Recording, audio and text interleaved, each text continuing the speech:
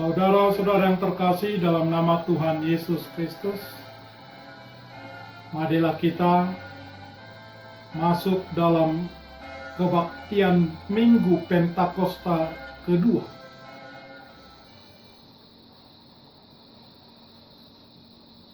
Kita menyanyi Ukende HKBP 645 ayat 1. Romaho para siroha sai pagir rohaka mangendehon dengan basa milehonu di awal tiruku masuruan mangendehon sangapi pujiotku Jehovah pertanu batuaki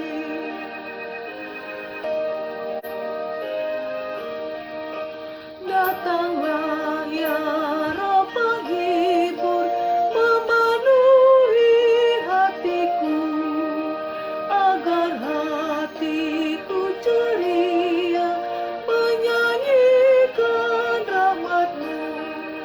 Aku seperti malaikat memuliakan nama-Mu. Ku memuji Kau Tuhanku, benteng pertahananku. Di dalam nama Allah Bapa dan nama anaknya Tuhan Yesus Kristus dan nama Roh Kudus yang menciptakan langit dan bumi. Amin. Dengarlah ya Tuhan seruan yang kusampaikan. Kasihanilah aku dan jawablah aku. Hatiku mengikuti firman-Mu.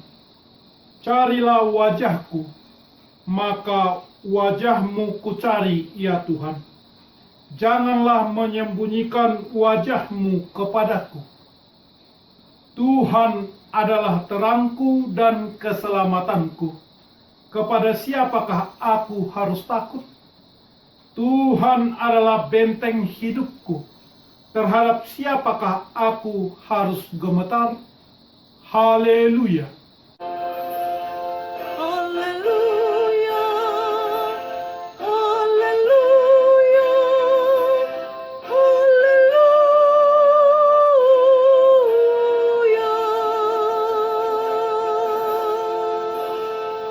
Marilah kita berdoa. Ya Tuhan Allah Bapa kami yang di surga, karuniakanlah Roh-Mu yang kudus dan berilah hikmat kebijaksanaan kepada jemaat-Mu, supaya firman-Mu yang kudus semakin nyata dan berkembang di dalam hidup kami.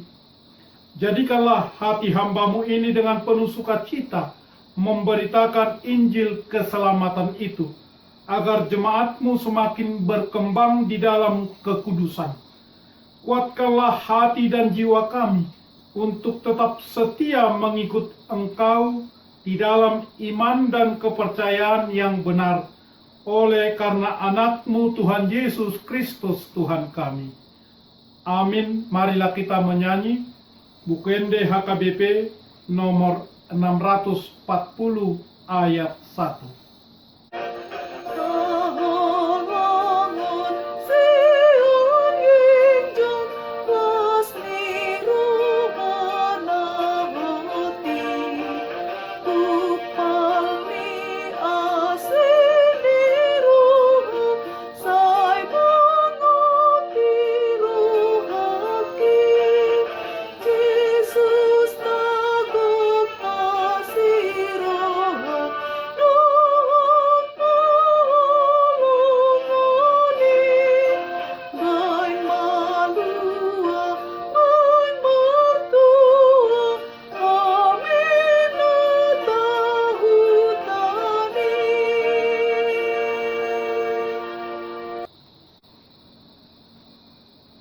Hukum Tuhan pada kebaktian Pentakosta kedua hari ini, titah pertama dan titah kedua.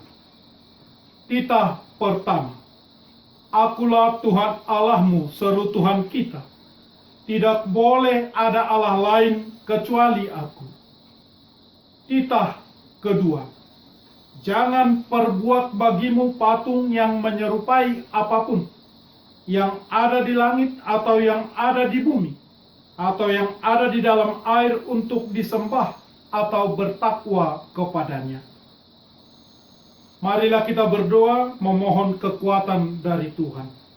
Ya Tuhan Allah, kuatkanlah kami untuk melakukan yang sesuai dengan hukum-Mu.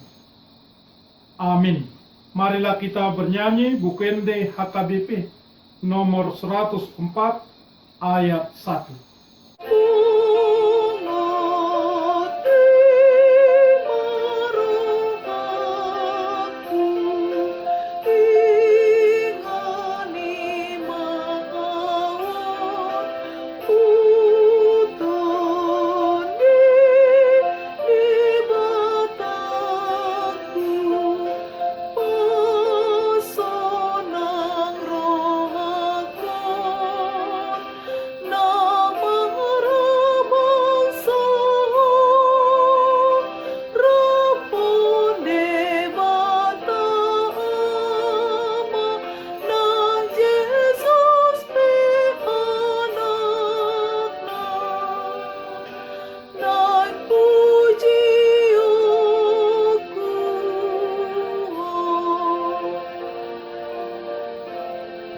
Marilah kita merendahkan diri untuk mengaku dosa kita. Ya Bapa Tuhan kami yang di surga, Engkau Maha Kasih dan benar. Berkat-Mu melimpah dan kekal selama-lamanya. Kasihanilah kami ya Tuhan. Lupakanlah segala kejahatan dan dosa kami. Kami sering berbuat dosa terhadap Engkau dan membangkitkan amarah-Mu, karena kami sering melanggar hukum-Mu. Limpahkanlah kasih sayang-Mu kepada kami, dan berkatilah kami dengan pertolongan-Mu, ya Allah sumber kebahagiaan kami. Ampunilah segala dosa dan pelanggaran kami di dalam nama anak-Mu Tuhan Yesus Kristus, Juru Selamat kami. Amin. Marilah kita mendengarkan janji Tuhan tentang pengampunan dosa. Sekalipun dosamu merah seperti kermis, akan menjadi putih seperti salju. Sekalipun berwarna merah seperti kain kesumba, akan menjadi putih seperti bulu domba. Kemuliaan bagi Allah di tempat yang maha tinggi. Amin. Marilah kita menyanyi Bukende HKBP nomor 169 ayat 1. Pusi Pangulo sa topot makuha sa unang manuda Pusi Anuka Pusi Pangulo Tibu Ba't maaw anak mo tutu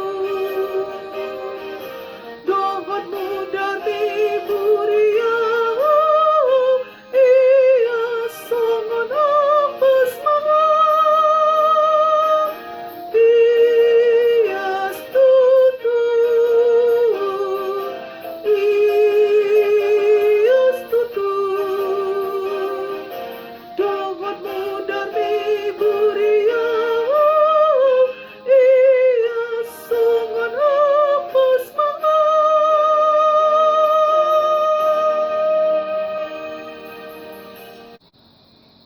Marilah kita mendengar firman Tuhan yang ditetapkan untuk Pentakosta kedua ini. Tertulis dalam kitab Keluaran pasal 35 ayat 30 sampai 35 mengatakan, Berkatalah Musa kepada orang Israel, Lihatlah, Tuhan telah menunjuk Bezalel bin Uri bin Hur dari suku Yehuda, dan telah memenuhinya dengan roh Allah, dengan keahlian, pengertian, dan pengetahuan dalam segala macam pekerjaan, yakni untuk membuat berbagai rancangan supaya dikerjakan dari emas, perak, dan tembaga, untuk mengasah batu permata supaya ditatah, untuk mengukir kayu, dan untuk bekerja dalam segala macam pekerjaan yang dirancang itu. Dan Tuhan menanam dalam hatinya dan dalam hati Aholiab bin Ahisamak dari suku Dan kepandaian untuk mengajar. Ia telah memenuhi mereka dengan keahlian untuk membuat segala macam pekerjaan seorang tukang, pekerjaan seorang ahli, pekerjaan seorang yang membuat tenunan yang berwarna-warna dari kain ungu tua, kain ungu muda, kain kermizi, dan lenan halus, dan pekerjaan seorang tukang tenun, yakni sebagai pelaksana segala macam pekerjaan dan perancang segala sesuatu. Demikianlah pembacaan firman Tuhan. Berbahagialah orang yang mendengar firman Tuhan serta memeliharanya. Amin. Kita menyanyi Bukende HKBP nomor 753 ayat 1. Di perjalanan Yesus di joloku, olong ni tangan ni manogua, nang di ngoluku du sombauku, tung sonang mardalan rapon ho, ubotodo takus panugunu, diiring-iring odol kaki, saat pronen ujung ni pardaloku, togu maaf jonok tulang bumi. Marilah kita bersama-sama mengaku iman kepercayaan kita. Sebagaimana teman-teman seiman di seluruh dunia, kita bersama-sama mengucapkannya. Aku percaya kepada Allah, Bapa yang Maha Kuasa, Halik langit dan bumi. Aku percaya kepada Yesus Kristus, anaknya yang tunggal Tuhan kita, yang dikandung daripada Roh Kudus, lahir dari anak darah Maria, yang menderita sengsara di bawah pemerintahan Pontius Pilatus, disalibkan, mati dan dikuburkan, yang turun ke dalam kerajaan maut, pada hari yang ketiga bangkit pula dari antara orang mati, naik ke surga, duduk di sebelah kanan Allah Bapa yang Maha Kuasa. Dari sana akan datang kelak untuk menghakimi orang yang hidup dan yang mati. Aku percaya kepada Roh Kudus dan adanya satu gereja yang kudus dan am, persekutuan orang kudus, pengampunan dosa, kebangkitan daging, dan hidup yang kekal. Amin. Kita menyanyi Bukende HKBP nomor 102. Potong di parpadioi bungo terana mimbe prosipoti uroha o sundang sian surgoi sondang irana mimbe tu lolos niro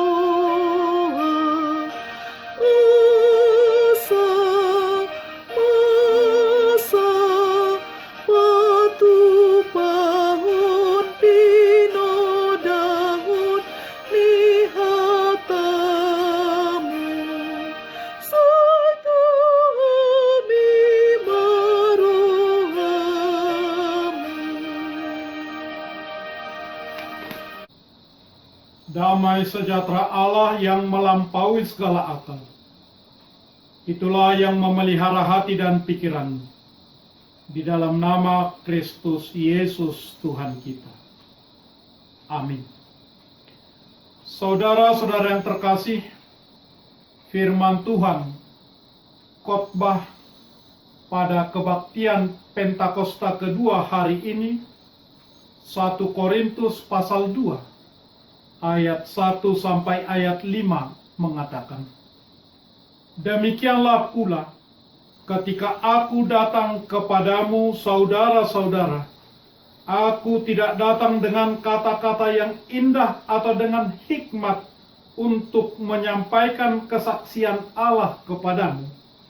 Sebab aku telah memutuskan untuk tidak mengetahui apa-apa di antara kamu selain Yesus Kristus, yaitu Dia yang disalibkan. Aku juga telah datang kepadamu dalam kelemahan dan dengan sangat takut dan gentar. Baik perkataanku maupun pemberitaanku tidak kusampaikan dengan kata-kata hikmat yang meyakinkan, tetapi dengan yakin akan kekuatan Roh Kudus, supaya iman kamu jangan bergantung pada hikmat manusia, tetapi pada kekuatan Allah. Demikian firman Tuhan. Saudara-saudara yang terkasih, Rasul Paulus menyinggung isi khotbahnya dan caranya berkhotbah. Menurut Rasul Paulus, Injil Yesus Kristus dan hikmat dunia saling kontradiktif dan tidak bisa dipadukan. Karena Paulus tidak mau memadukannya, baik khotbahnya dan isi khotbah dan caranya berkhotbah, dia disebut tidak memenuhi syarat Sophia Logo, kata-kata yang indah pada zaman itu. Karena Paulus dalam pemberitaan Injilnya yang dia terima tidak menurut pengetahuan manusia, Paulus menyampaikannya tidak dengan kebijaksanaan manusia, hikmat manusia, atau mengandalkan kemampuan manusia, melainkan pada kuasa Allah. Hikmat kemampuan menyampaikan kata-kata yang indah pada zaman itu menjadi syarat utama bagi para orator, bagi para pembicara, bagi para pengkhotbah, dengan cara berpikir yang tajam, pengetahuan yang luas, menarik bagi para pendengarnya. Rasul Paulus sadar bahwa dia sedang menyampaikan kesaksian tentang Allah. Karena itu, aku juga telah datang kepadamu dalam kelemahan dan dengan sangat takut dan gentar. Baik perkataanku maupun pemberitaanku tidak kusampaikan dengan kata-kata hikmat, tetapi dengan keyakinan akan kekuatan roh. Apa yang Paulus sampaikan dalam khotbah sebagai isi materi dari khotbahnya, yaitu misteri. Misteri yang Paulus maksudkan adalah, pertama, tujuan ilahi yang hanya bisa dinyatakan oleh Allah. Yang kedua, Yang penting dalam pemberitaan adalah pemberitaan Injil yang adalah karya Allah. Dan itu bukan karena kefasihan manusia berbicara atau kepandaian berkhotbah. Paulus menjelaskan kepada jemaat Korintus, sekalipun dia berkhotbah di depan orang banyak tidak seperti yang biasa dilakukan oleh para orator, pengkhotbah, pembicara saat itu. Berita yang dia sampaikan baik di rumah-rumah, baik di tempat-tempat ibadah Yahudi, diketahui oleh publik sampai kepada banyak orang tanpa kemampuan superioritas atau kemampuan hikmat dunia yang mendalam selayaknya para orator Yunani saat itu.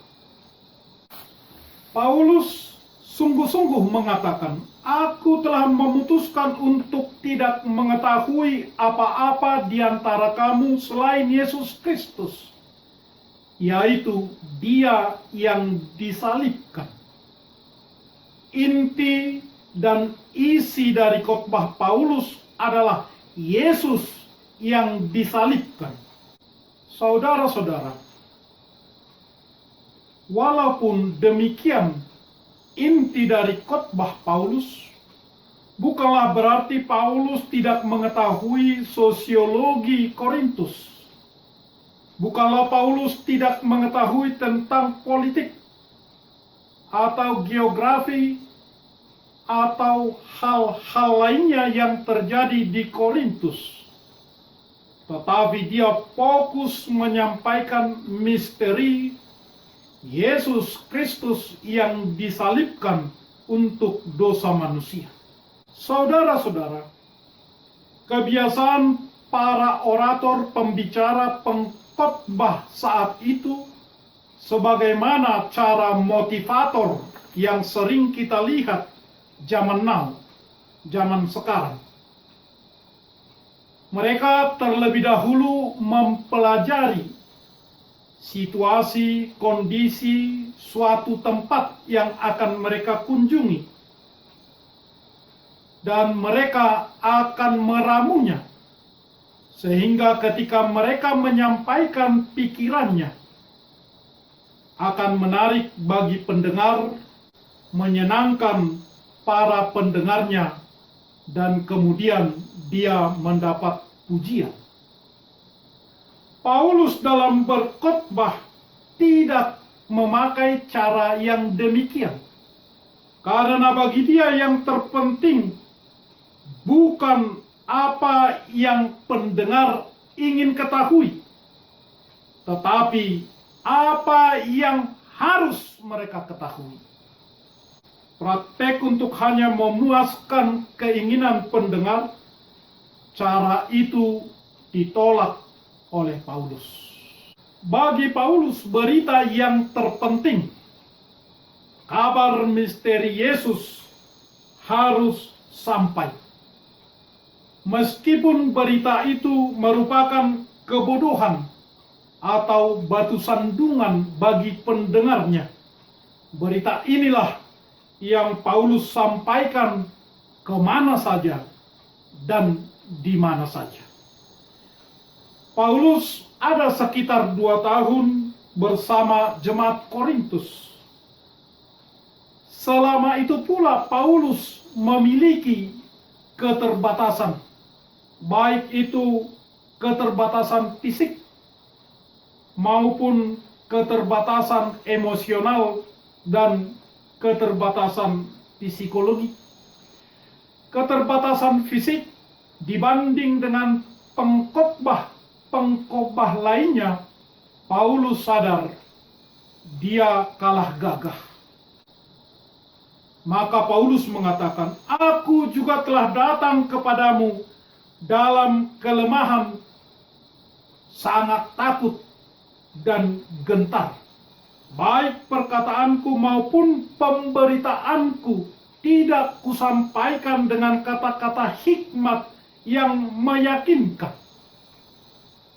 Saudara-saudara, firman Tuhan Paulus sampaikan dalam takut dan gentar, dalam lemah, dalam fisik yang sedemikian terbatas. Tetapi jemaat Korintus dimenangkan oleh Tuhan. Saudara-saudara, prinsip dan cara berkhotbah Rasul Paulus ini sangat jarang dijumpai, digunakan dan dimiliki oleh pengkhotbah zaman now sekarang ini. Berita penderitaan Kristus, kematian, kebangkitan, naik ke surga dan duduk di sebelah kanan Allah, mencurahkan Roh Kudus-Nya, sangat jarang dikhotbahkan dari mimbar sekarang. Banyak mimbar sering mengkhotbahkan kemakmuran, megatrend, bahkan stand up komedi, dan bagaimana menjadi orang yang berhasil masa kini. Kekuatan Roh Kudus untuk hal pertobatan mulai digeser dari posisi itu menjadi posisi mujizat kesembuhan yang dikemas dengan kata-kata yang indah supaya orang luar tertarik. Gaya berkhotbah yang berpusat pada teks firman Tuhan Alkitabiah diganti dengan khotbah yang membuat jemaat terhibur, tertawa, dengan kefasihan berbicara dan ilustrasi yang lucu. Dan itu jauh-jauh sebelumnya sudah diingatkan oleh Rasul Paulus. Karena akan datang waktunya orang tidak dapat lagi menerima ajaran sehat, tetapi mereka akan mengumpulkan guru-guru menurut kehendaknya untuk memuaskan keinginan telinganya. 2 Timotius 4 ayat 3. Pengkhotbah seperti itu adalah hanya untuk memenuhi hati pendengarnya, bukan untuk memenuhi hati Tuhan. Paulus menyampaikan misteri Tuhan, dan selanjutnya Tuhan yang mempertobatkan pendengarnya. Dengan khotbah yang demikianlah orang Korintus menjadi pengikut Kristus terpuji, berbagi dengan jemaat miskin. Mereka memiliki kepedulian sosial yang handal. Saudara-saudara yang terkasih, kita sudah mendengar firman Tuhan ini. Khotbah yang bagaimanakah yang Anda suka? Dan kategori pendengar yang bagaimanakah Anda? Yesus Kristus, yaitu Tuhan yang menjadi manusia, disalibkan, mati, bangkit, naik ke surga, mencurahkan Roh Kudus-Nya. Amin. Marilah kita berdoa. Ya Tuhan, Allah Bapa kami bersyukur bahwa Tuhan akan memampukan kami bertobat, merindukan firman Tuhan yang benar, bahwa Tuhan mati untuk dosa kami, supaya kami selamat, dan Roh Kudus tercurah kepada kami, supaya kami hidup baru.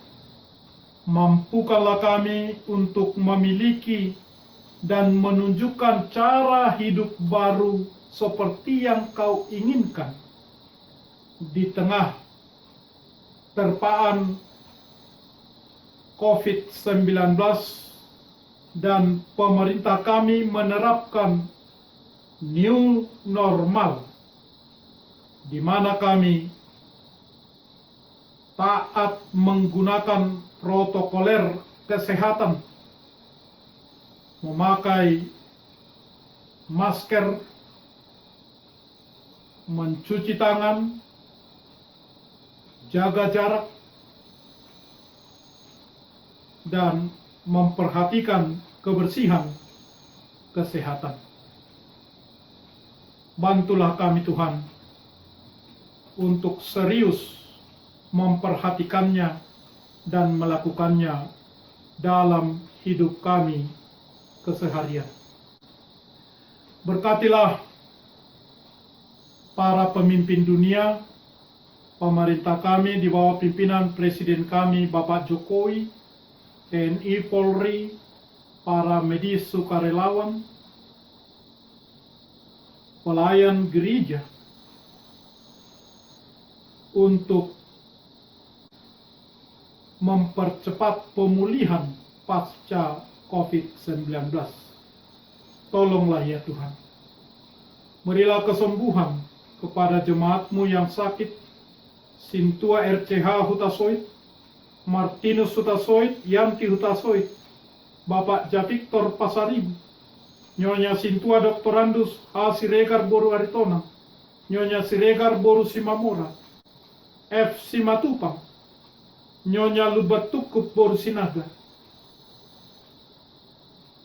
Kasihanilah kami Tuhan. Berilah kami selamat dalam nama Yesus Kristus Tuhan kami. Amin. Marilah kita menyanyi buku ND HKBP nomor 670.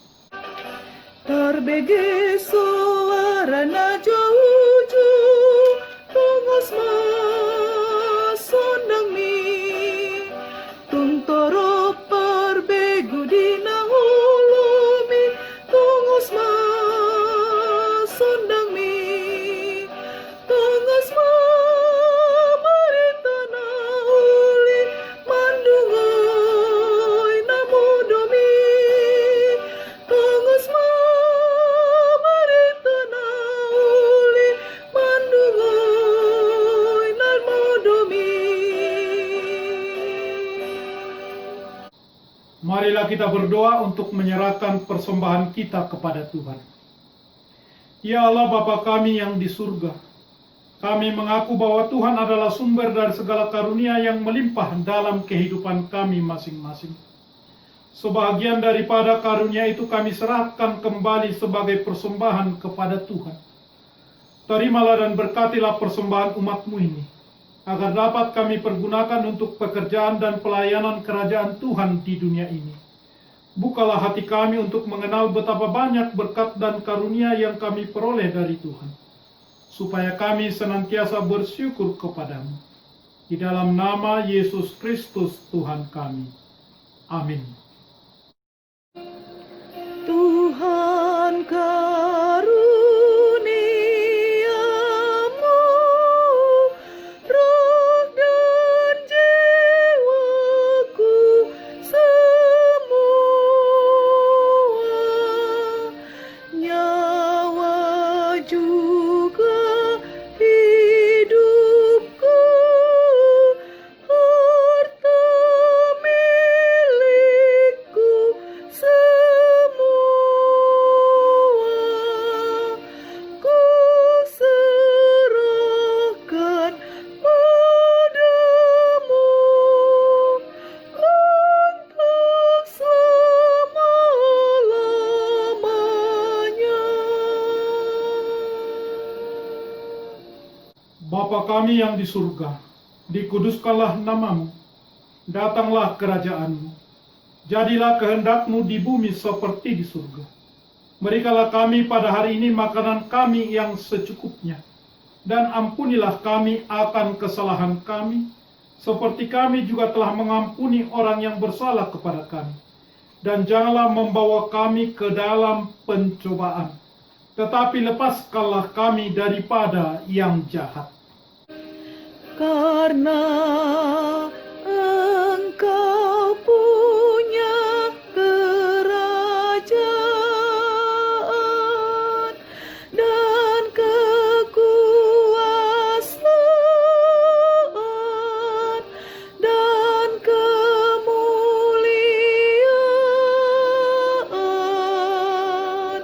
sampai selama-lamanya. Amin.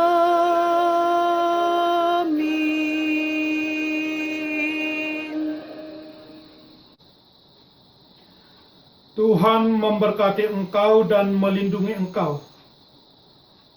Tuhan menyinari engkau dengan wajah-Nya dan memberi engkau kasih karunia. Tuhan menghadapkan wajah-Nya kepadamu dan memberi engkau damai dan sejahtera.